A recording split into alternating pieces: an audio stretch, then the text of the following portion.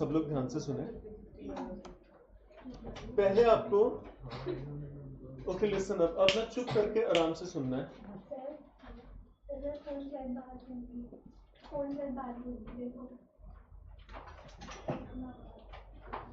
Listen up, पहले आप एक चीज अंडरस्टैंड करिए, इसके चैप्टर्स क्या कहते हैं, ठीक है। सबसे पहला चैप्टर जो हमने स्टार्ट किया वो था कैपिटल स्ट्रक्चर। कैपिटल स्ट्रक्चर क्या कहता क्या है, पहले ये बताओ। आपने 2 हफ्ते लगाए, आपको इतना क्या समझ में आया कि capital structure talks about what does it talk about? नहीं, ईपीएस उसको निकालने का एक तरीका है, बट कैपिटल स्ट्रक्चर बताता क्या है? कैपिटल स्ट्रक्चर डिसीजन है क्या? Utilising long term sources of funds को किस रेशो में आप रेज करें, राइट? ठीक है, किस रेशो में रेज करें, ये कैपिटल स्ट्रक्चर की थ्योरीज बताती हैं, या कैपिटल स्ट्रक्चर का ये डिसीजन है। इसके अंदर सबसे इंपॉर्टेंट चीज क्या आ जाती है? कितना इक्विटी, कितना डेट, कितना रिटेन अर्निंग्स और कितना प्रेफरेंस। ये सब क्यों देखा जा रहा है? सोच के देखो, एक कंपनी, आपको तो चलो पेपर है, कोई ऑप्शन नहीं है, आप पढ़ रहे हैं क्योंकि आपको पेपर क्लियर करना है, लेकिन कंपनी कैपिटल स्ट्रक्चर का डिसीजन क्यों ले रही है? एक मिनट, क्यों, why is a company concern with कि मुझे इतना इक्विटी इतना डेट रेज करना है? अंधाधुंध क्यों नहीं कुछ भी इस्तेमाल कर लेती? हाँ, किसने बोला? ओके, इसका मतलब था कि उसको कॉस्ट ऑफ कैपिटल क्या पड़े, कम या ज्यादा? कम पड़े, कॉस्ट ऑफ कैपिटल कम पड़े। अब ये कॉस्ट ऑफ कैपिटल होती क्या है संचित? वही आंसर मत देना जो एक दिन पहले किसी ने दिया था बीच में। हाँ जी, अच्छा वो भी नहीं पता क्या किया। हाँ जी, कॉस्ट ऑफ कैपिटल होती क्या है? सर रिस्क नहीं, रिस्क नहीं, रिस्क अलग चीज है। यस, कम से कम कितनी अर्निंग्स आप इन लोगों को प्रोवाइड करेंगे, that is cost of capital, right? वो वाली कॉस्ट नहीं है जो आज तक हम सोचते आए थे, किसी चीज को रेज करने की कॉस्ट, इट्स नॉट दैट। समझ आ रही है बात? कॉन्सेप्ट को बिल्कुल सही दिमाग में डालो, तब समझ आएंगी चीजें। कैपिटल स्ट्रक्चर दिया क्या बताता है कि कैपिटल स्ट्रक्चर क्या बताता है? Long term sources of funds कितने कितने कहां से रेज करने हैं, किस रेशो में रेज करने हैं। रेशो क्यों इंपॉर्टेंट है? ताकि कॉस्ट ऑफ कैपिटल कम से कम पड़े, ठीक है। कॉस्ट ऑफ कैपिटल क्या है? अगेन, कम से कम अर्निंग्स जो आपको अर्न करनी है। किसके लिए रोनिता? किसको मिलेंगी ये अर्निंग्स? सिर्फ, अरे भाई, कंपनी ने तो रेज करनी है, कंपनी ने अर्न करना है। किसके लिए अर्न करना है? डिबेंचर्स के लिए, डिबेंचर होल्डर्स के लिए, इक्विटी शेयर होल्डर्स के लिए, प्रेफरेंस शेयर होल्डर्स के लिए, रिटेन अर्निंग्स तो इक्विटी शेयर होल्डर्स की होती हैं, उनके लिए, ठीक है। आपके लिए स्टेक होल्डर्स क्या है? कंपनी के लिए स्टेक होल्डर्स कौन है? Debenture holders, preference share holders and equity share holders, right? तो ये दोनों चैप्टर्स किसके बारे में बात कर रहे हैं? ये कह रहा है कि कितना डेट, कितना इक्विटी, ये सब। ये कह रहे हैं कम से कम पड़े कॉस्ट, कम से कम देना पड़े किसी को कुछ पैसा। अब एक चीज हमने बात करी थी, cost of debt, cost of equity, cost of preference, cost of retained earnings, overall cost of capital. इसको निकालने का आपको एक ढंग भी बताया था, WACC, right? Weighted average cost of capital याद है किस सभी को? W वेटेज x जितना जितना परसेंट मल्टीप्लाई करते थे, फिर summation of WX divided by summation of W, ये ऐसे सॉल्व करते थे, राइट? ये जो WACC था, जिसको हम क्या बोलते थे? ओवरऑल कॉस्ट ऑफ कैपिटल, ये कम होनी चाहिए थी, सबसे कम होनी चाहिए थी, राइट? ऐसे ही था। अब ये जो बेयर मिनिमम अर्निंग्स हैं, कंपनी बेयर मिनिमम अर्निंग्स पे क्यों टिकी हुई है? सबसे ज्यादा अर्निंग्स क्यों नहीं दे रही है? नहीं, वो ठीक है, क्योंकि वो सबसे ज्यादा क्या करना चाहती है? अपना प्रेशर कम करना चाहती है। कंपनी को अगर tell me one thing, You have 40 marks to clear one exam. 50% marks to get the aggregate, right? 50% aggregate चाहिए और हर सब्जेक्ट में 40 चाहिए. Do you strive to complete this, or do you strive to get 99 marks? Complete this. ये आपकी cost of capital है, bare minimum. आप इसकी तरफ जाते हैं या इसकी तरफ जाते हैं?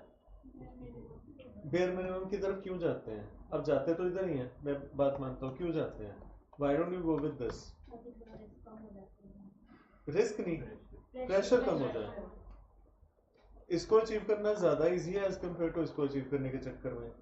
इसको अचीव करने के चक्कर में आपका टॉप फ्लोर भी जा सकता है, ठीक है. इसको अचीव करने के चक्कर में you can still be same and at the same time you don't get that much pressure, right? Yes. No. Once a company has decided capital structure, has decided cost of capital to be the minimum, to be the optimum, right? Optimum capital structure has lowest COC. Remember हमने वो एक question किया था जिसमें combinations थे, जिसमें सबसे कम overall cost of capital आती थी, उसको हम ऑप्टिमम कैपिटल स्ट्रक्चर बोलते थे. याद है ना? तो कैपिटल स्ट्रक्चर में कंपनी क्या चाहती है? ऑप्टिमम कैपिटल स्ट्रक्चर हो जहां पे cost of capital overall bare minimum हो, ठीक है. इसके बाद एक चीज देखो, कॉस्ट ऑफ कैपिटल कंपनी ने डिसाइड कर ली. डिविडेंड कितना देगी, ठीक है. हमारे पास ये सारे चैप्टर्स हैं जो इंटरलिंक्ड हैं. सबसे पहले कंपनी क्या डिसाइड करती है कि मैं कैपिटल स्ट्रक्चर कैसा बनाऊं, फिर कॉस्ट ऑफ कैपिटल कितनी पड़ेगी, फिर कॉस्ट ऑफ कैपिटल में एक एलिमेंट है कॉस्ट ऑफ इक्विटी, जिसका मतलब है डिविडेंड. तो डिविडेंड कितना देगी कंपनी, ज्यादा देगी कम देगी, उससे क्या होगा नुकसान, क्या होगा फायदा, ये सब डिसाइड करना. ये चैप्टर इसको बताएगा, राइट. उसके बाद है दो चीजें, एक है capital budgeting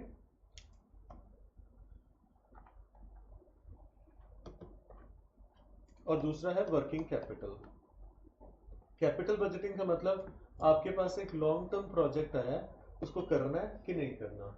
working capital day to day खर्चा कैसे निकालना है, ठीक है. कैपिटल बजटिंग हो गया लॉन्ग टर्म, वर्किंग कैपिटल हो गया शॉर्ट टर्म. तो ये बेसिक सी चीजें हैं, ये 5 चैप्टर्स जो इंटरलिंक्ड है. आपको ये पता होना चाहिए कि कौन से चैप्टर में हम क्या करने की कोशिश कर रहे हैं. जब तक ये चीज क्लियर नहीं होगी तब तक आप उसके अंदर क्या चल रहा है, नेट इनकम अप्रोच कैसे है, नेट ऑपरेटिंग इनकम अप्रोच कैसे है, वो नहीं समझ में आएगा. तो आपको एक बेसिक क्लैरिटी चैप्टर्स की पहले होनी चाहिए कि कैपिटल स्ट्रक्चर क्या कहता है, कॉस्ट ऑफ कैपिटल क्या कहता है, कैपिटल बजटिंग क्या कहता है, डिविडेंड डिसीजंस क्या कहते हैं और वर्किंग कैपिटल क्या कहता है. ये 5 चैप्टर्स भी जिसने कर लिए ढंग से, उसका एफएम ऑलमोस्ट 60% तैयार है, 60 to 70% तैयार है. बाकी जो बचता है रिस्क एनालिसिस और ये क्या है, security analysis. Sorry, I think अगर like if I were suppose to do, I would do these 5 chapters. Security analysis थोड़ा बहुत, एंड जो लास्ट चैप्टर वो तो है ही कॉस्टिंग का, वो तो एफएम का है ही नहीं है. तो ये कर लो, ये कर लो, इसको थोड़ा सा कर लो. मैं होता तो मैं ये तो छोड़ देता, ये छोड़ देता. तो इससे भी मेरा ऑलमोस्ट एक अच्छा डिसेंट पोर्शन एफएम का कवर हो जाता, ठीक है. लेकिन अगर मैं ये सोचूं कि कैपिटल स्ट्रक्चर में भी मुझे कुछ नहीं आता, कॉस्ट ऑफ कैपिटल में भी नहीं आता, और मैं सारे चैप्टर्स भी कर लूं, वो दैट विल बी यूजलेस. अब कैपिटल स्ट्रक्चर के साथ साथ there is one chapter called cost of capital which you need to understand properly. Both these chapters are interlinked. आपको अभी अभी WACC निकालने के लिए कैपिटल स्ट्रक्चर में जरूरत पड़ी थी. कॉस्ट ऑफ कैपिटल के कितनी चीजें, उसका बेसिक मीनिंग समझना इसमें इसके लिए जरूरी था, ठीक है. तो सिमिलरली जब भी आप इन 2 चैप्टर्स को रिवाइज करेंगे, इनको इकट्ठा रिवाइज करिए. इकट्ठा मतलब one after the other. There will be some concepts which will flow from cost of capital to capital structure and vice versa, ठीक है.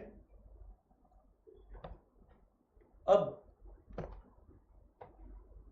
the way it has to, like today is 9th and I intend to start with, like, by that means by next Friday we should be done with cost of capital as well as capital structure. Capital structure still needs a lot of practice, a lot of understanding, because most of the basic concepts you are still somewhere lagging behind, frankly. I mean, with this much of understanding and with this much of practice, you will not be able to do a justified way to solve a question for capital structure, frankly. ठीक है, इतनी understanding अभी मैं ये बोलूँगा, आप 40% बोल रहे हैं, 60% बोल रहे हैं, इतना क्लियर है मेरे हिसाब से, ये कम, मतलब एट द मोस्ट इतना है on an average. You have not been able to do more than 10% of this chapter as of now, frankly. ठीक है, previous batches had put in better effort on this chapter, I would say, but still I would say they were still at 60. I'm just talking about the average, I'm not talking about individual people. I'm just talking about an average. 60% of the understanding of this chapter was there. But right now, with your batch, it is only 10% or even less. Okay? So, somewhere it would be 0, somewhere it would be 10. I'm just giving you a range. So, I'm just saying, I don't have any problem recovering this chapter, covering this chapter again. But at the same time, understand that two things have to go parallel: cost of capital as well as capital structure. I understand. Oh, okay. Which जो मेरे दिमाग में आ रहा है वो मैं आपको बताता हूँ. We start with cost of capital, ठीक है? Which will be totally like Komal and you join later. तो हो सकता है बीच में कहीं ना कहीं, जब भी हम चैप्टर बिल्कुल बीच में स्टार्ट करते हैं तो उसकी अंडरस्टैंडिंग वैसे हम 10% और कम कर देते हैं as compare to the people who start with the beginning. You start with this but take it at a good pace with a proper understanding, but at the same time capital structure has to be read, which should not take you much time, because अगर आप इसको थोड़ा सा positively लेके चलेंगे और positive note पे start करेंगे कि अंडरस्टैंडिंग है, ये नहीं कि पहले ही हाथ खड़े करके बैठ गए कि जी ये बहुत मुश्किल है जी, ये समझ नहीं आ रहा जी, फिर नहीं होगा. फिर आप इसको चाहे 2-4 महीने लगा दो इसी चैप्टर के ऊपर, फिर भी आप वहीं के वहीं होंगे. तो इसको थोड़ा सा, एक तो अपने फोन्स को विश्राम दे दो, ठीक है, ठीक है, रिबूट कर लेना बाद में, या इसको बंद कर लो. नहीं, मैं सभी को बोल रहा हूँ, ठीक है. तो एक काम करते हैं आज इसके ऊपर, I mean before you leave, you should have a proper understanding of cost of capital first, right? And then once you are done with this chapter in the next 2, 3, 4 days maximum, then we redo capital structure, but at a pace, not as slowly as we had been doing for the last 2 weeks. Okay? ठीक है. अब जो भी चीज मैं पूछ रहा हूँ वो आप ढंग से बताना, उसमें फॉल्टर मत करना. जो भी आपने सुना ढंग से डिफाइन करना कॉस्ट ऑफ कैपिटल को. एनीवन ढंग से, मतलब ये मत बोलना जो अभी हमने डिस्कस किया है वैसी ही अंडरस्टैंडिंग के साथ. मैं आपको कोई रट्टा मारने के लिए नहीं बोल रहा. कोमल, अभी तक जितना भी आपने सुना, कॉस्ट ऑफ कैपिटल क्या होती है?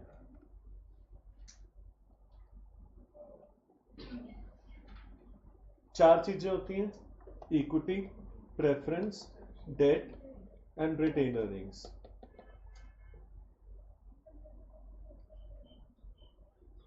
कॉस्ट क्या होती है? Cost of capital. हमने हिंदी में कुछ लिखा था, याद करो.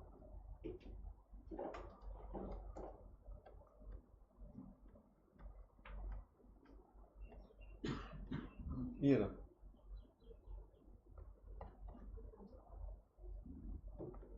हाँ जी, प्रणीता आराम से हिंदी में बताओ. मिनिमम अर्निंग्स क्या? मिनिमम ठीक है वर्ड, अर्निंग्स भी ठीक है, लेकिन आगे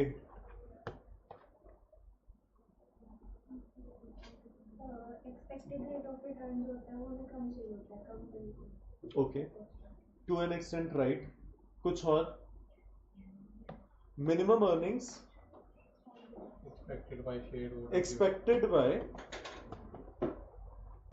दीज 4 पीपल, कम से कम इतना रिटर्न चाहिए, कम से कम 40 नंबर आने चाहिए, कम से कम 50 का एग्रीगेट होना चाहिए। ऊपर जितना मर्जी दे दो। आप कभी रिवैल्यूएशन करते हैं कि मेरे 60 नंबर क्यों आ गए, 40 क्यों नहीं आए? नहीं। अगर 60 आ जाए और आप ये बोलेंगे मेरे मिनिमम क्यों नहीं आए, ऐसा बोलते हैं?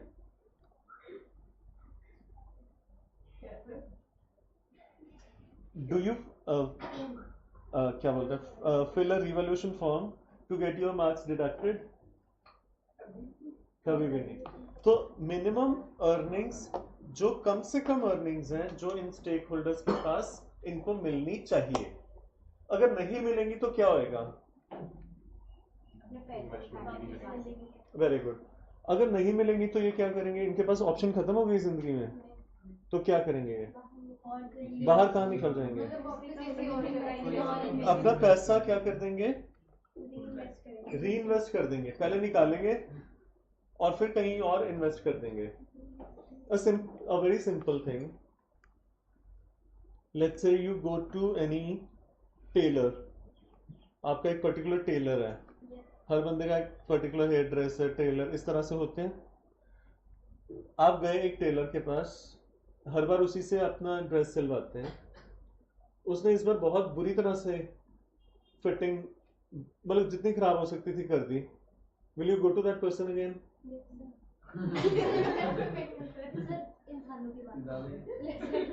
I'm talking about normal people. They don't go. How many of you would go to the same person if नहीं? What would you do? Would you stop getting your dresses prepared? Then will an investor stop investing? What will you do then? वो सबसे पहले अपना पैसा उस company से निकालेगा और उसको री इन्वेस्ट करेगा। सिंपल सा तो कॉन्सेप्ट है ये, ठीक है। आपको कम से कम जितनी रिटर्न चाहिए वो क्या है? कॉस्ट ऑफ कैपिटल, ठीक है। ज्यादा से ज्यादा नहीं, कम से कम इतना मिले। ज्यादा से ज्यादा तो हम वी आर ओपन, जितना मर्जी पैसा आ जाए, बट कम से कम इतना आए, राइट? अब आपको एक चीज सिंपल सी पूछता हूं, एज्यूम कर रहा हूं, हालांकि आप में से कई लोग नहीं करेंगे। Let us say if you have to do a नौकरी, ठीक है, जॉब करनी है, अगर आपने CS कंप्लीट करने के बाद, अब आपकी बेयर मिनिमम सैलरी कितनी होगी कि आप नौकरी करेंगे? नहीं, 1 या 1.5? Don't give such a range.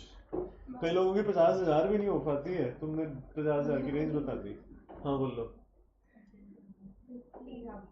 50,000 is the bare minimum. Okay, चलो ठीक है, 50,000 आपकी मिनिमम है। अगर आपको CS करने के बाद 20,000 की नौकरी मिले, करोगे? अगर लेट अस से अगर आपको धक्के खाने के बाद भी नौकरी नहीं मिल रही है 20,000 की, फिर क्या करोगे? खेत में काम करोगे, मतलब you will change your option.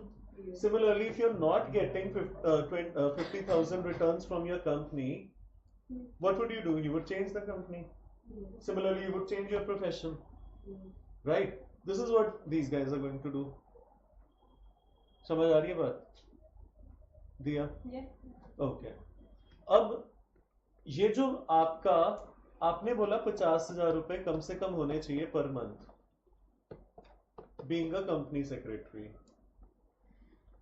Let us say a person who has just completed his 12th and he wants to do a job, will he also have the same 50,000 in his mind? No. उसके mind में क्या होगा? 10,000। Late us से, चलो 20 लगा लो। आप IIM से, अहमदाबाद से MBA करके आ चुके हैं। लिसन, आपने IIM अहमदाबाद से MBA करी, अब आपका बेयर मिनिमम कितना होगा? 1 लाख। लेटेस्ट से 1 लाख, ठीक है। इसका मतलब क्या ये कॉस्ट हर एक के लिए बराबर है? किसके ऊपर डिपेंडेंट है? कितना उसने रिस्क उठाया, कितने उसने मेहनत करी। सबसे ज्यादा रिस्क या मेहनत वाला बंदा कौन है तीनों में से? एमबीए अहमदाबाद वाला। सेकंड नंबर पे कंपनी सेक्रेटरी, तीसरे नंबर पे 12th करने वाला, ठीक है। अब सिमिलरली यहां पे हमारे पास 4 लोग हैं। कौन है?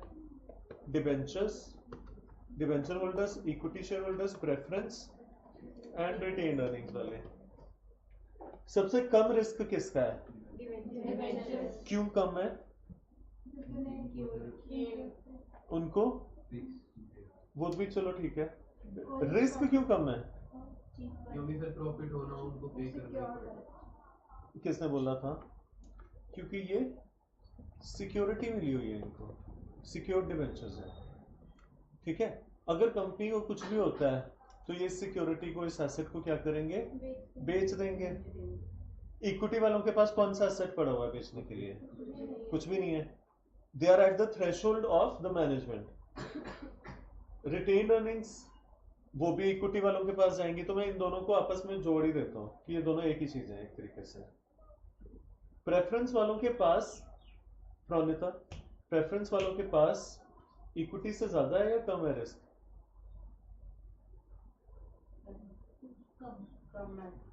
कम क्यों है?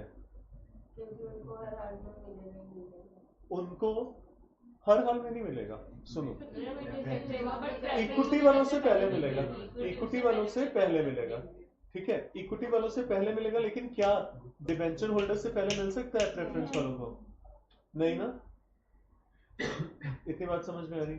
इसका मतलब डिबेंचर होल्डर सबसे कम कॉस्ट रखेंगे, केडी विल बी लीस्ट चारों में से। उसके बाद प्रेफरेंस वाले आएंगे, तीसरे नंबर पे रिटेन्ड अर्निंग्स वाले आएंगे, क्योंकि इसके अंदर एक कॉर्पोरेट टैक्स माइनस होता है, पर्सनल टैक्स माइनस होता है, सॉरी। एंड सबसे ज्यादा स्टेक है इक्विटी वालों का। तो ऑर्डर क्या है? 1, 2, 3 एंड 4,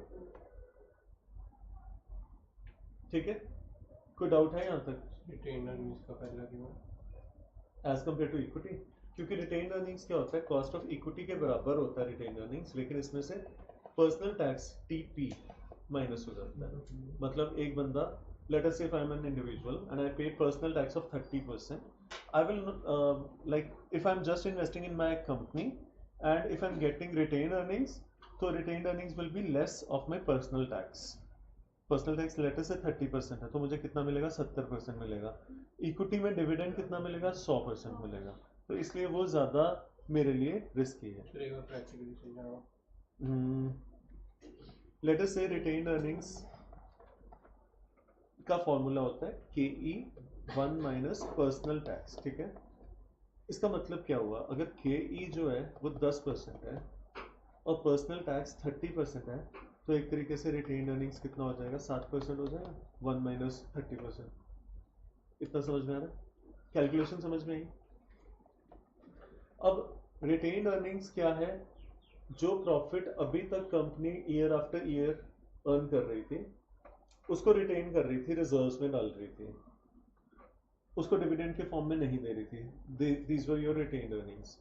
जो रिटेन्ड अर्निंग्स है वो पड़ी हुई है कंपनी के पास। आपने उसको डिविडेंड के फॉर्म में क्यों नहीं लिया?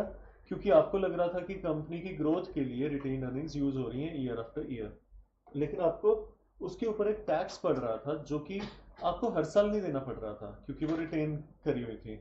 लेकिन जिस साल आपको मिलेगा वो रिटेन्ड अर्निंग्स, उस साल आपको उसके ऊपर टैक्स लगेगा। 30% लगेगा, तो आपकी जेब में उस टाइम कितना आएगा?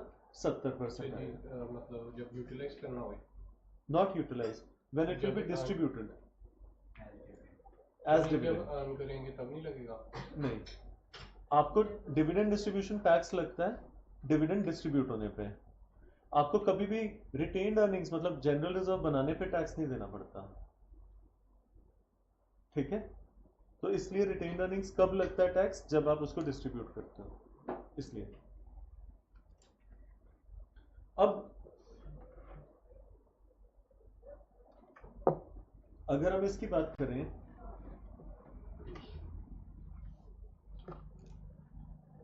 KD, KP, KR, KE, इन चारों के ऊपर सबसे बड़ी चीज क्या बैठी हुई है? ओवरऑल कॉस्ट ऑफ कैपिटल, जिसको हम बोलते हैं Q। इसको कैसे कैलकुलेट करते हैं? Weighted average cost of capital. ठीक है, ये आपने देखा कैसे कैलकुलेट होता है। मैं अब आपको एक क्वेश्चन दे रहा हूं, आपने उसका WACC निकाल के या ओवरऑल कॉस्ट ऑफ कैपिटल निकाल के बताना है। अगर आपका कैपिटल स्ट्रक्चर 50 लाख का है, टैक्स रेट 30% है, डिबेंचर्स 10%, 15 लाख के हैं,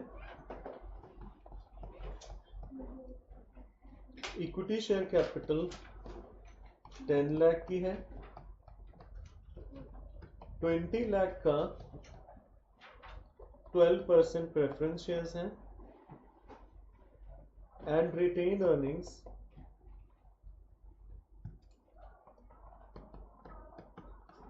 नहीं, आई थिंक मैंने कुछ कर दिया, 5 होएगी ना शायद। ठीक है, 5 होगी, it makes 50, right.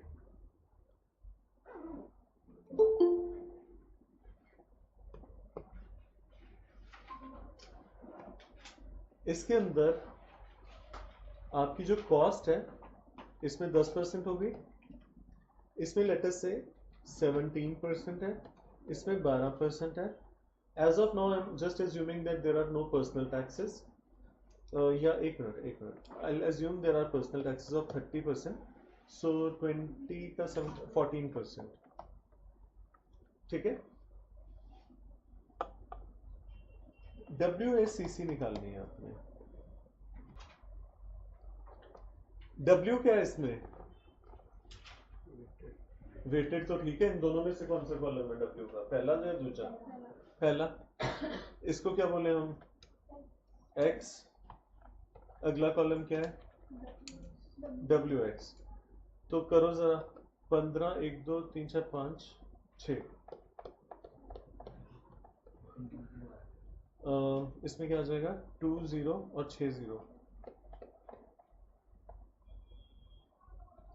Then 24, 1, 2, 3, 4, 5, 6। Then 70 lakh नहीं होगा, 70 लाख ही होगा। हाँ, टोटल लगाओ इसका। 6 करोड़ 60 लाख। ठीक है, कितना परसेंट? अरे भाई, 6 crore 60 lakh divided by 50 lakh, 13.2%. Yes, did everyone get this answer? Was it difficult? Sure. इसका मतलब आपको क्या चीज निकालनी है अभी? WACC। ये मेथड है, weighted average cost of capital. इसका नाम क्या है? KO। O stands for Pranita, cost of, अरे भाई, ओवरऑल कॉस्ट ऑफ कैपिटल। ये चीजें दिमाग में बिठा लो, बहुत जरूरी है। ठीक है जी, कोमल कोई doubt?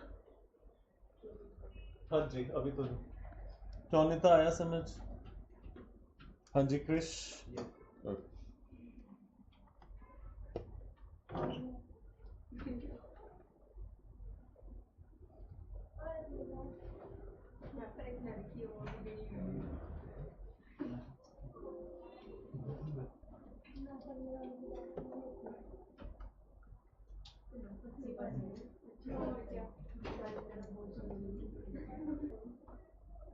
Okay, listen this side, please, everyone.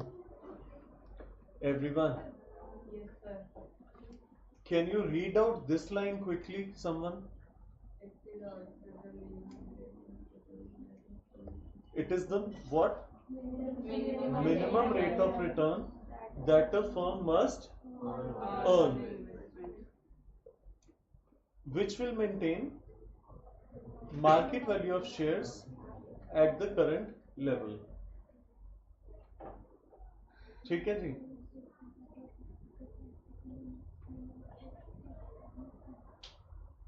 सबसे पहले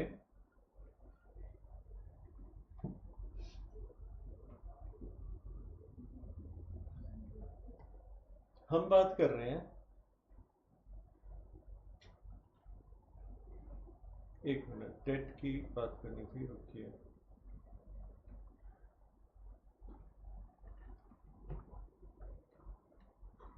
सबसे पहले आप लोग खुद बताएंगे मुझे, that means debentures, one is irredeemable debentures, this side, and then redeemable debentures. इस तरफ देखिए, irredeemable कौन से होते हैं? जो रिडीम नहीं हो सकते। redeemable कौन से होते हैं?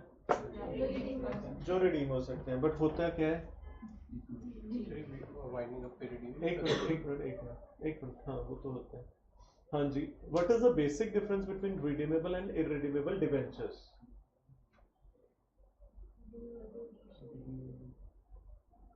अरे बड़ा सिंपल सा क्वेश्चन है, क्यों इतना सोच रहे हो? रिडीमेबल और इररिडीमेबल में क्या अंतर है, क्या डिफरेंस है? हाँ जी, शेयर्स नहीं, रीइशू, रीइशू का भी मतलब नहीं, रीइशू नहीं, कन्वर्ट नहीं,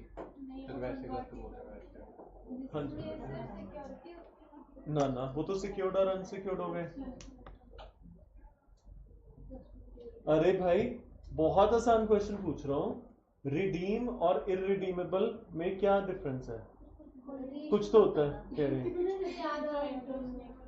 जैसे केयरलेस और केयरफुल में डिफरेंस होता है, वैसे इसमें होता है। अब बोलो, केयरली रिटर्न,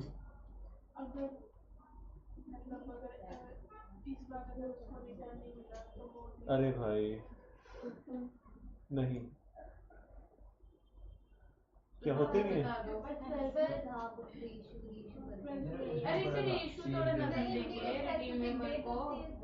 चलो बहुत हो गया, मैं बोलूं?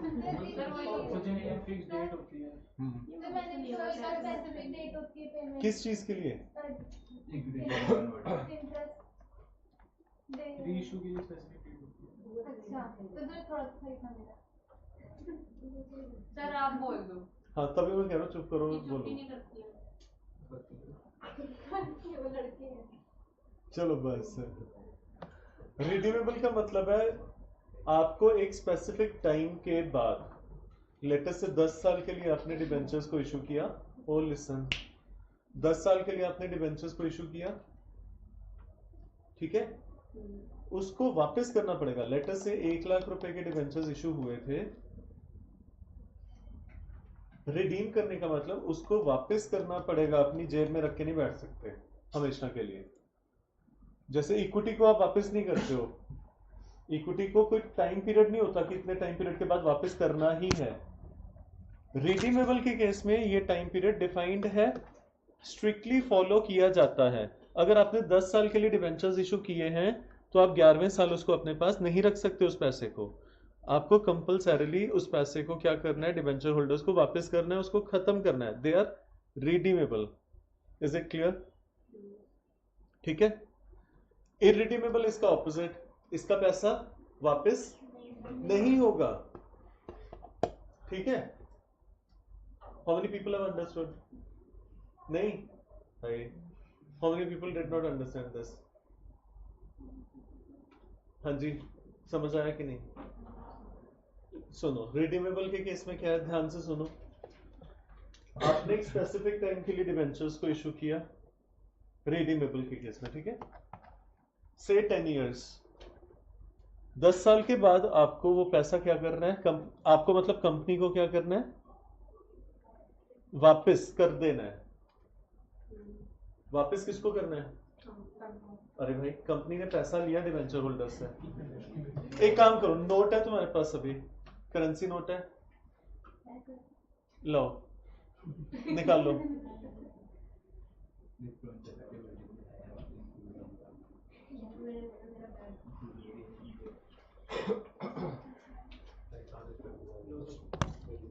ये लो, ये देखो, ये 200 रुपए है, इससे पार्टी नहीं होने की, सॉरी वो नीचे गिर गया।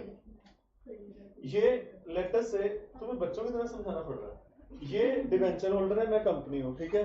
इन्होंने मुझे क्या किया, 200 रुपए दिए, ठीक है, 10 साल के लिए दिए। 10 साल के बाद दो ऑप्शंस हैं, या तो मैं इनको 200 दे दूं, मतलब फेस वैल्यू पे इशू किया, फेस वैल्यू पे वापस कर दिया, या उसके साथ 20 रुपए और जोड़ के इनको वापस कर दूं 10 साल के बाद। ठीक है, ठीक है। अब ये क्या हुआ, ये मैंने किस पे रिडीम किया, रिडीम कैसे किया, एट अ प्रीमियम। ठीक है, जिसने डिबेंचर की पहली क्लास लगाई होती है ना, उसको भी पता होता है इस चीज का।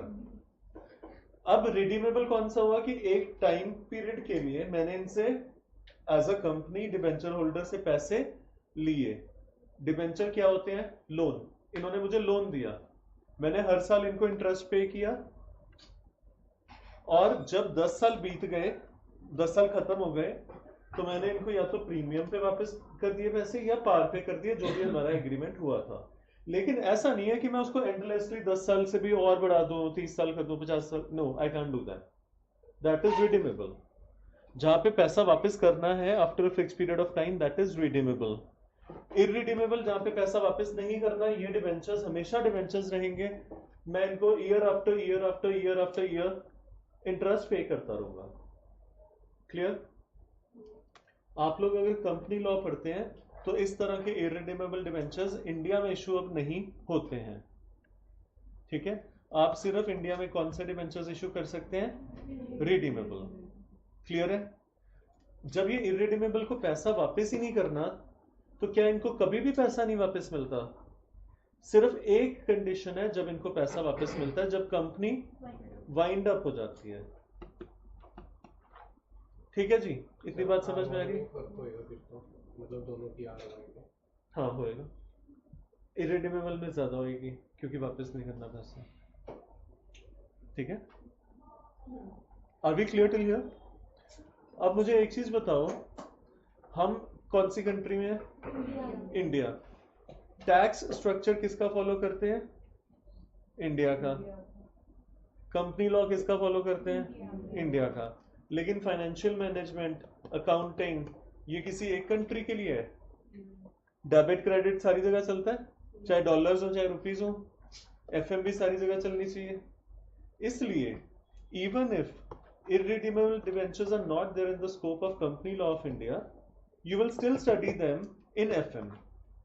Okay, because this subject does not apply only to India, this subject is a universal subject. ठीक है, so we will study the formulae for redeemable as well as irredeemable. समझ में आ रही है बात? ये मत बोलना कि हमने कंपनी लॉ में पढ़ा था जी रिडीमेबल ही होते हैं, इसलिए ये फॉर्मूले क्यों लगवा रहे हो। क्लियर हो गया? सबसे पहले हम फॉर्मूला करते हैं इरिडीमेबल डिबेंचर्स का। इरिडीमेबल कौन से हैं? जो हमें, जिनका पैसा वापस नहीं करना after a fix period of time, there is no time limit. इसको हम कैसे लिखते हैं? K D, cost of debt. Clear? ये चीजें साथ साथ याद करते जाएंगे।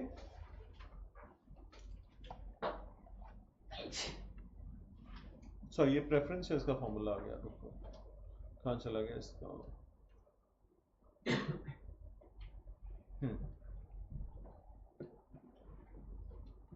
ये कॉस्ट बेयर मिनिमम किसको पड़ रही है? कंपनी को। अब मुझे एक चीज बतानी है, थोड़ा सा ध्यान से सुनना। अगर आप इसको ध्यान से सुनेंगे then I will give you a break, अगर नहीं सुनेंगे तो नो ब्रेक। लेट अस से ये पी एंड एल है 2, option 1 versus option 2। Gross profit है 100 रुपए, टैक्स रेट है 30%, ठीक है जी। इंटरेस्ट की पेमेंट 0 है, बाकी सारे खर्चे मैंने सोचा 0 है, ठीक है। देयर इज नो इंटरेस्ट की पेमेंट। इंटरेस्ट किसको मिलना था? डिवेंचर होल्डर्स को मिलना था। If I have to calculate tax, what will be that tax? 100 minus 0 is 100, 100 का 30% इज 30 रुपीज। क्लियर? इसमें कोई कुछ भी टेक्निकल नहीं था। लेकिन अगर due to XYZ reason I issue irredeemable debentures, I will have to pay interest. Krish, अगर डिबेंचर्स इशू किए हैं तो इंटरेस्ट तो पे करना पड़ेगा ना। लेट अस से 20 रुपए का इंटरेस्ट पे करते हैं। अगर हम 20 रुपए का इंटरेस्ट पे करते हैं और कोई भी खर्चा नहीं है, तो दिया टैक्स 100 पे कैलकुलेट होगा या 80 पे? 80 पे। 80 पे 30% कितना हो जाता है? 24 रुपए। समझ आ रही है बात सभी को? इसका मतलब क्या हुआ? if you are not paying interest, you are paying a tax of 30 rupees. If you are paying interest, you are paying a tax of 24 rupees. Can you say that payment of interest reduces your tax? है ना? यहाँ पे गोल नहीं हो जाना। समझ आ रही है बात की नहीं? इंटरेस्ट पे करने की वजह से आपको एक फायदा जरूर दिख रहा है कि टैक्स में कमी आ रही है। आ रही है या नहीं? कितने अमाउंट से आ रही है? 6 रुपए, ठीक है। टैक्स का रेट क्या था? 30%। इसका मतलब क्या हुआ? ध्यान से सुनिए। जितना आप इंटरेस्ट पे करते हैं, 20 रुपए पे किया, 20 को अगर आप टैक्स रेट से मल्टीप्लाई कर दें तो आपको सेविंग्स के बराबर का अमाउंट दिखेगा। यस और नो? ठीक है। तो ये चीज याद रखनी है कि जितना इंटरेस्ट आप पे करते हैं P&L में, उसको अगर आप टैक्स रेट के साथ मल्टीप्लाई करें, समझ आ रही है बात की नहीं? जितना अमाउंट का इंटरेस्ट पे करते हैं उसको अगर हम टैक्स के रेट के साथ मल्टीप्लाई करें, that gives you the amount which you save in tax because of payment of interest. Is that clear to everyone? If I just tell you one thing, if tax rate is 30%, Krish, if you are making a payment of interest of 150 rupees, how much tax are you saving? अगर आपका tax rate 30% है और आप interest 150 रुपए का पे करते हैं, तो आप टैक्स में कितनी सेविंग करते हैं? कैसे?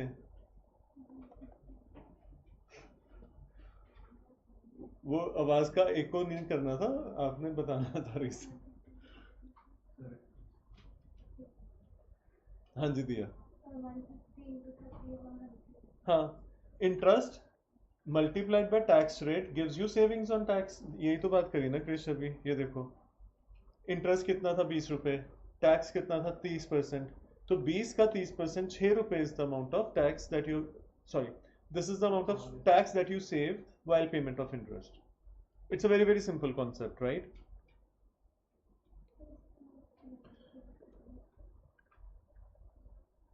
Can you say one thing from this? पहले ये बताओ, इतना समझ में आता है सभी को? आपने इनिशियली, अब इसमें मत गड़बड़ करना, इनिशियली इंटरेस्ट कितना पे किया था? इनिशियली इस एग्जांपल में इनिशियली इंटरेस्ट कितना पे किया था? अरे भाई 20 रुपए पे किया था। ये आपकी जेब से आउटफ्लो था, यस। लेकिन आपको सेविंग्स कितनी हो रही थी? 6 रुपए। आपको नेट कितना पड़ रहा था? 14 रुपए। ऐसा ही है ना? इसका मतलब आप क्या कह सकते हैं कि आपको जो नेट इंटरेस्ट पड़ा वो कितना पड़ा जितना आपने इंटरेस्ट पे किया 20 multiplied by 1 minus tax rate. Tax rate 30 था, 30 बच गया, 70 पे कर दिया। सिंपल सा कॉन्सेप्ट। आपने इनिशियली 100 रुपए दिए, 30 रुपए आपके पास वापस आए लेटर से, तो आपके नेट कितना पड़ा 70 रुपए। वही चीज तो हम कर रहे हैं। आपने इनिशियली कितना पे किया 20 रुपए, आपको बचा तो ही 6 रुपए की, तो आपकी जेब से कितना नेट गया 14 रुपए।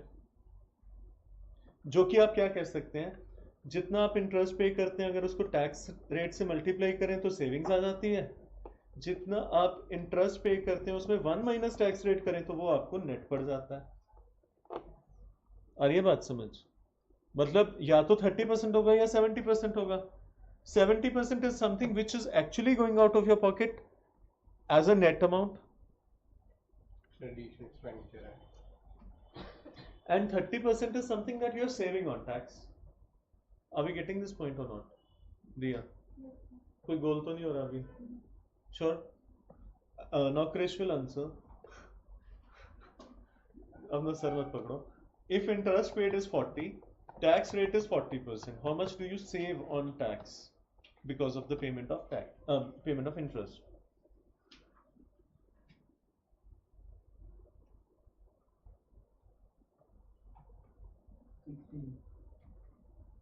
16? Okay. 16 is saved. How much is your net interest that is going out of your pocket?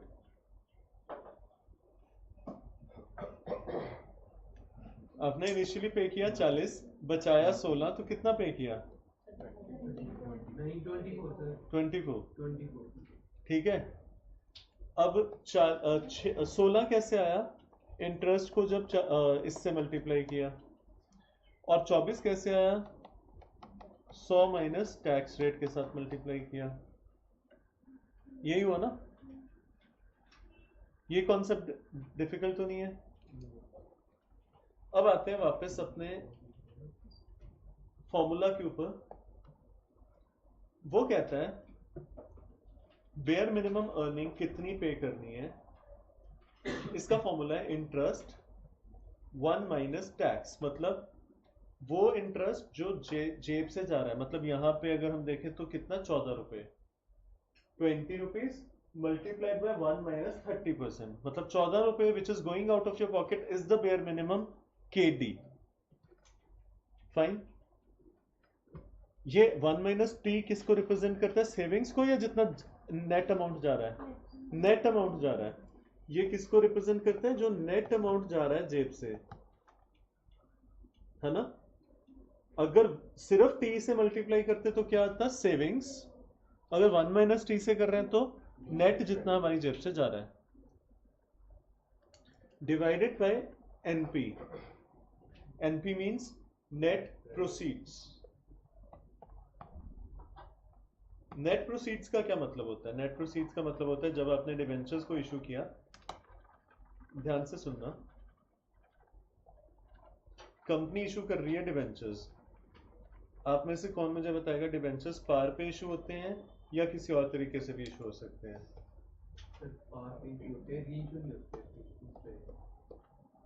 तीन तरीके से इशू होते हैं डिवेंचर्स: पार पे, प्रीमियम पे, डिस्काउंट पे। अगर 100 रुपए का डिवेंचर 100 रुपए में इशू हो रहा है तो पार, 100 का 105 पे हो रहा है तो प्रीमियम, 100 का 97 पे हो रहा है तो डिस्काउंट। अगर इसके ऊपर तीनों सिचुएशंस में 2-2 रुपए कंपनी को ब्रोकरेज देनी पड़ रही है लेटर से, तो यहाँ पे नेट प्रोसीड्स हो जाएंगे 98, यहाँ पे हो जाएंगे 103 और यहाँ पे हो जाएंगे 95। जो नेट अमाउंट कंपनी की जेब में इशू करने के टाइम पे आ रहा है, that is net proceeds. Clear? फिर वैसे इंडिया में प्रीमियम बंद है ना, डिवेंचर्स प्रीमियम इशू करना नहीं, तो किसके डिस्काउंट पे? शेयर्स जो है वो डिस्काउंट पे इशू नहीं हो सकते, डिबेंचर्स हो सकते हैं। जब आपको रिडीम करने हैं तब डिबेंचर्स को पार या प्रीमियम पे करना, डिस्काउंट पे रिडीम नहीं कर सकते। ठीक है? नेट प्रोसीड समझ में आता है? नेट प्रोसीड्स क्या होती हैं? अगर आप सिंपल भाषा में बोलो तो जितना पैसा इशू करने पे कंपनी की जेब में आया, दैट इज नेट प्रोसीड्स। और ऊपर क्या आया? इंटरेस्ट, जो एक्चुअली जेब से गया। दोनों एक्चुअल चीजें हैं, जितना इंटरेस्ट एक्चुअली गया, जितने पैसे एक्चुअली आए। ठीक है ना? Has everyone understood this much? Right? Do one thing, it is 150 250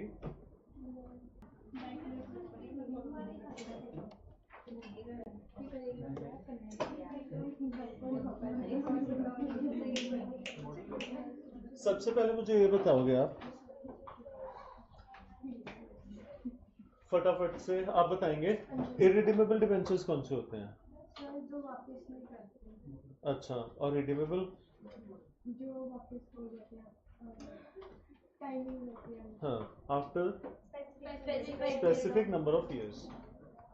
net proceeds क्या होती है क्रिश? नेट प्रोसीड्स क्या होती हैं?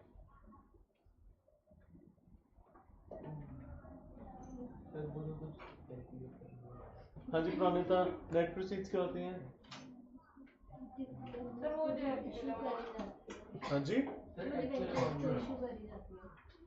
हाँ जी, जो एक्चुअल अमाउंट कंपनी को आती है। हाँ, जो नेट अमाउंट कंपनी के पास रिसीव होती है from the issue of debentures.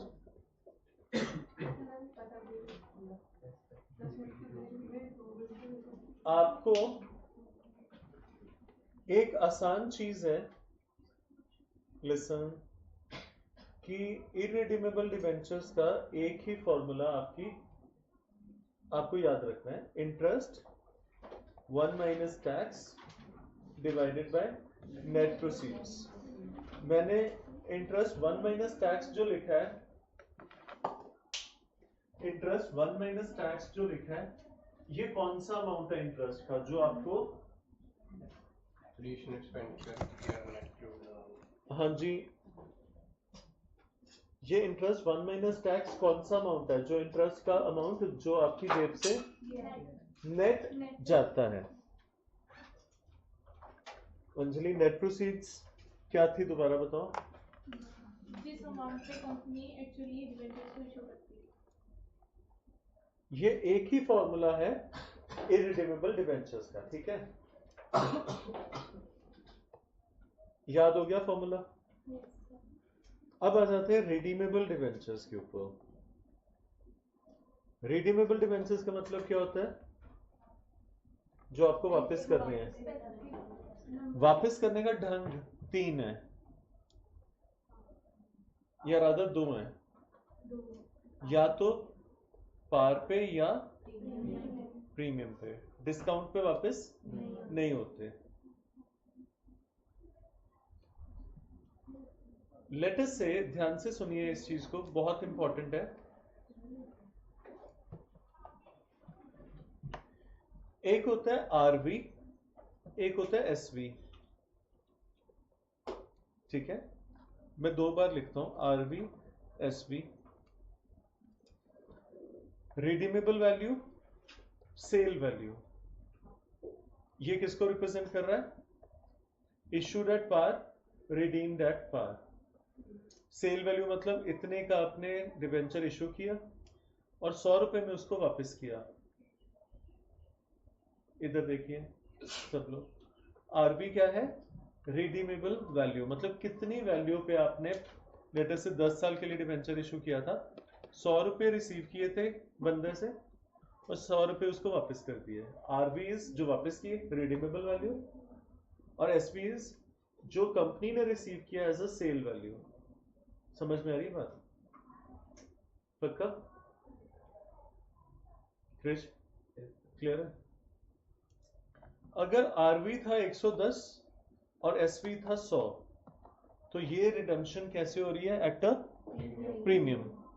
ठीक है, सब लोग समझते हैं इतना? हर साल कंपनी क्या करती है? इंटरेस्ट पेमेंट करती है। हर साल इंटरेस्ट पेमेंट करती है, और उसके साथ साथ कंपनी को एक एडिशनल खर्चा पड़ता है रिडीमेबल डिवेंचर्स के केस में। वो खर्चा कौन सा है?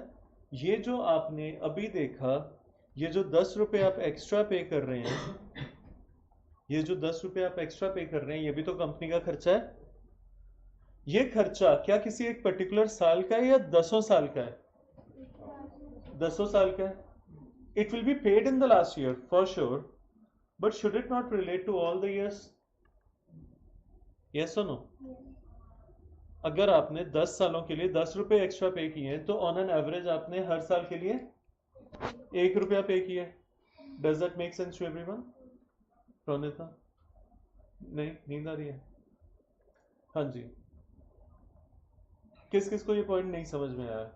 सर पर ये इंटरेस्ट तो नहीं है ना? नहीं, it is not interest, it is over and above interest.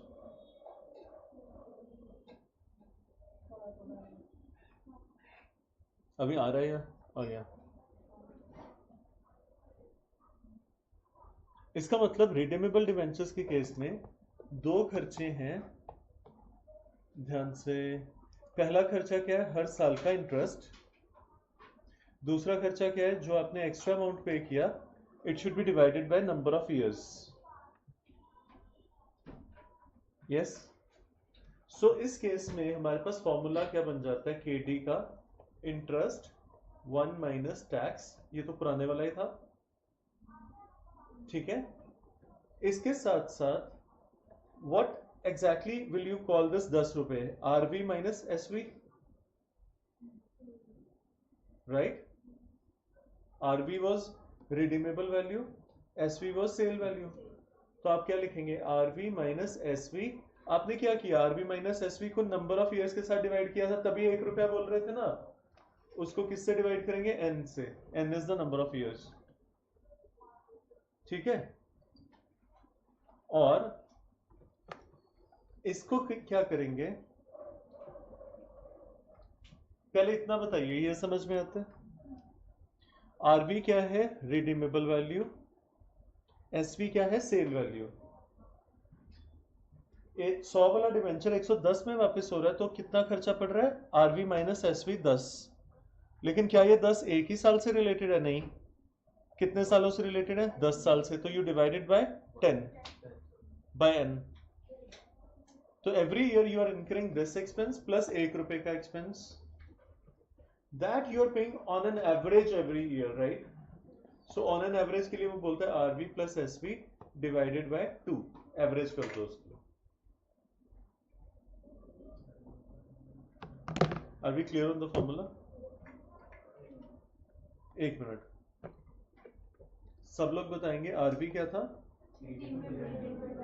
Redeemable value का मतलब जो वापस करने की वैल्यू है। एसवी इज जो कंपनी को मिली। लेटेस्ट से 120 रुपए मिले, सॉरी 120 वापस करने और 100 मिले 10 सालों के लिए, तो हम क्या लिखेंगे? 20 रुपए पड़े 10 सालों में, तो 2 रुपए पड़े हर साल। अगर मैं इसी चीज को कैसे लिखूंगा? RV minus SV divided by N.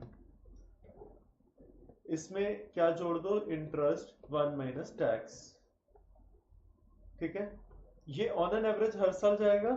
On an average कैसे करते हैं? दो चीजों को जोड़ते हैं और उसको 2 से डिवाइड कर देते हैं। ये आपका केडी बन जाएगा। कौन सा? रिडीम वाला, रिडीमेबल वाला।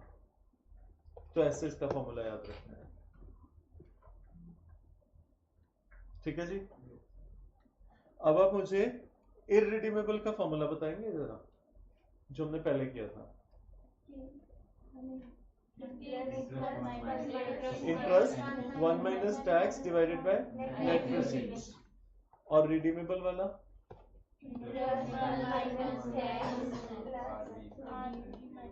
RV minus SV whole upon.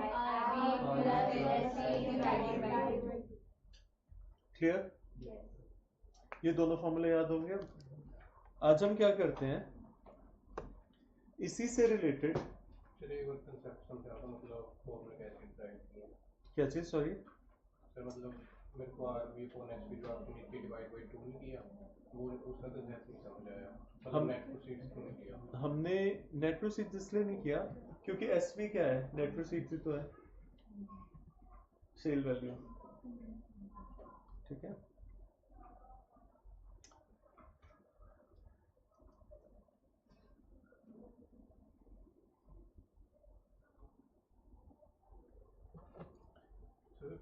SP में ब्रोकरेज ऐड हुई एक्सक्लूड माइनस हो गया।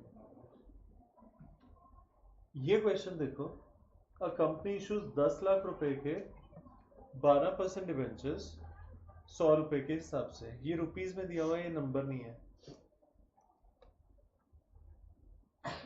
Debentures are redeemable at the expiry of 7 years, मतलब एन दिया हुआ है।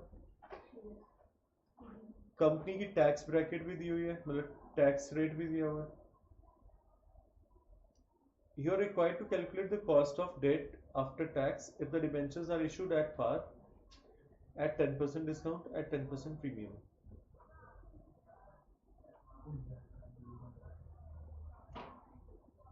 आपने इनको वापस कितने पे करना है?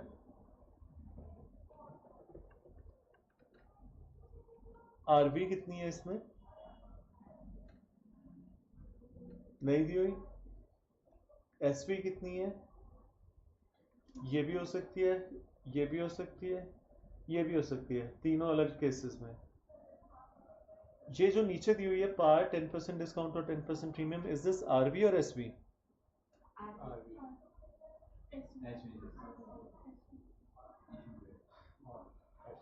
It is SV, sale value. RV तो नहीं पता, आरवी मतलब रिडीम किस पे करना है ये तो नहीं बताया हुआ। अगर कुछ भी नहीं बताया हुआ तो हम इसको 100 मान के चलेंगे, ठीक है। RV will be 100, that means at par हम उसको वापस कर रहे हैं।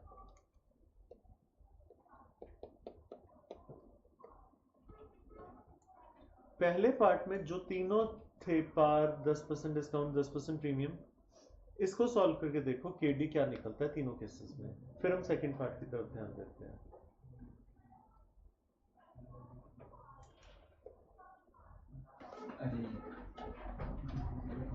लिसन एवरीवन, ब्रोकरेज से क्या चीज लेस होगी, एसपी या आरवी?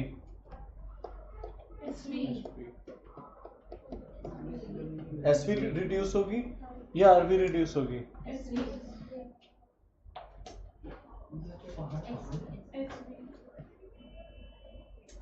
हाँ जी, एसपी रिड्यूस होगी। क्यों? कंपनी इशू कर रही है और उसको पैसे मिल रहे हैं, एसपी मिल रही है, तो ब्रोकरेज भी तो एसपी पे देगी ना।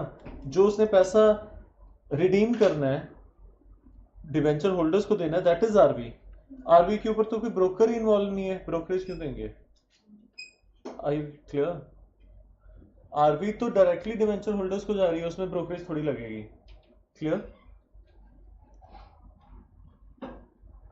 अब आप इसको भी करो कि अगर 2% ब्रोकरेज होती, if they are issued at par, तो क्या होता?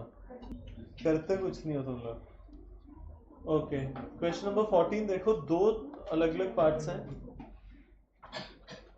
डिबेंचर्स फेस वैल्यू पे इशू हो रहे हैं एंड रियलाइज 95 पर debenture. This 95 is what? RV, SV? SV.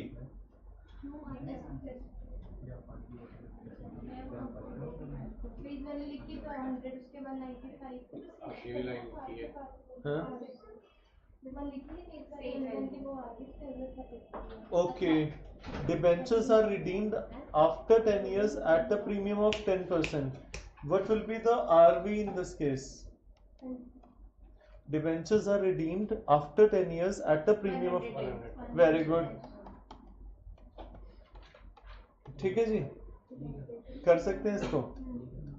Second is ये प्रेफरेंस शेयर्स है, इसको भी मत करो क्योंकि अभी हमने फॉर्मूला नहीं किया इसका। सो फर्स्ट पार्ट करिए, खत्म।